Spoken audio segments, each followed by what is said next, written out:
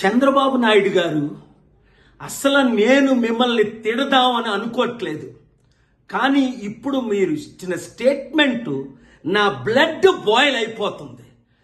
దేవుడు మిమ్మల్ని క్షమించడు. Steel plant విషయంలో మీరు కాంప్రమైజ్ అయిపోయి 1,00,000 కోట్లు తీసుకున్నారా, 50,000 కోట్లు తీసుకున్నారా, ఎంతకి కాంప్రమైజ్ అయ్యారని అడుగుతున్నా. ఇప్పుడు మీరు అంటుంది ఏంటి? సెంటిమెంట్ అని అనకండి, మనకెవరు సపోర్ట్ చెయ్యరు అంటే అర్థం ఏంటి? ఎత్తుకెళ్ళిపోవడమేనా మోదీ గవర్నమెంట్? అదానీలకి అంబానీలకి అమ్మేయడమేనా?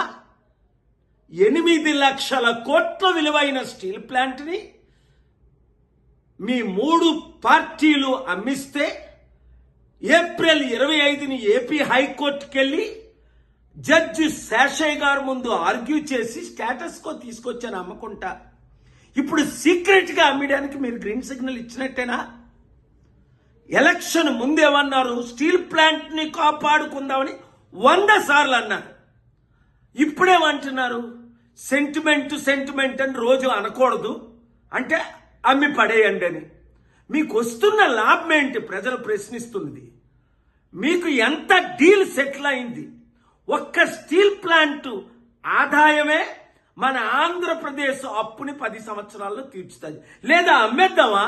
8 లక్షల కోట్లు నేను బేరం పెడతాను. 33,000 ఎకరాలు మొత్తం, ఎకరం 30 కోట్లు, 9 లక్షల కోట్లు విలువైనది. ఏంటిది? మీరు ఇంత కాంప్రమైజ్ అయిపోతారా?